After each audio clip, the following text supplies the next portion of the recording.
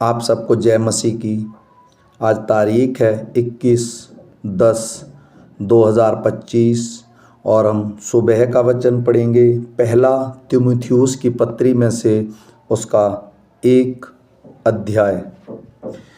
पौलुस की ओर से, जो हमारे उद्धारकर्ता परमेश्वर और हमारी आशा के आधार मसीह यीशु की आज्ञा से मसीह यीशु का प्रेरित है, तीमुथियुस के नाम, जो विश्वास में मेरा सच्चा पुत्र है, पिता परमेश्वर और हमारे प्रभु यीशु मसीह की ओर से तुझे अनुग्रह और दया और शांति मिलती रहे।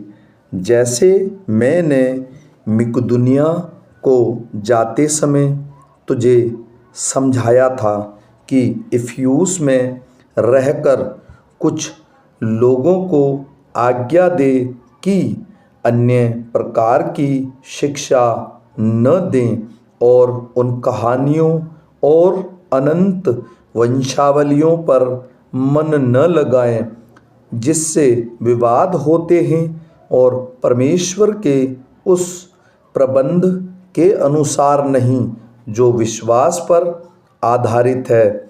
वैसे ही फिर भी कहता हूँ, आज्ञा का सारांश यह है कि शुद्ध मन और अच्छे विवेक और कपट रहित विश्वास से प्रेम उत्पन्न होता है। इनको छोड़कर कितने लोग बकवाद की ओर भटक गए हैं और व्यवस्थापक तो होना चाहते हैं, पर जो बातें कहते हैं, जिनको दृढ़ता से बोलते हैं, उनको समझते भी नहीं।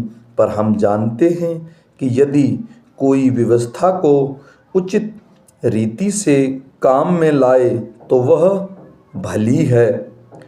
यह जानकर कि व्यवस्था धर्मी जन के लिए नहीं, पर अधर्मियों, निर्कुशों, भक्तिहीनों, पापियों, अपवित्र और अशुद्ध मनुष्यों, माँ बाप के घात करने वाले, हत्यारों, व्यभिचारियों, पुरुषगामियों, मनुष्य के बेचने वालों, झूठ बोलने वालों और झूठी शपथ खाने वालों और इनके अतिरिक्त खरे उपदेश के सब विरोधियों के लिए ठहराई गई है।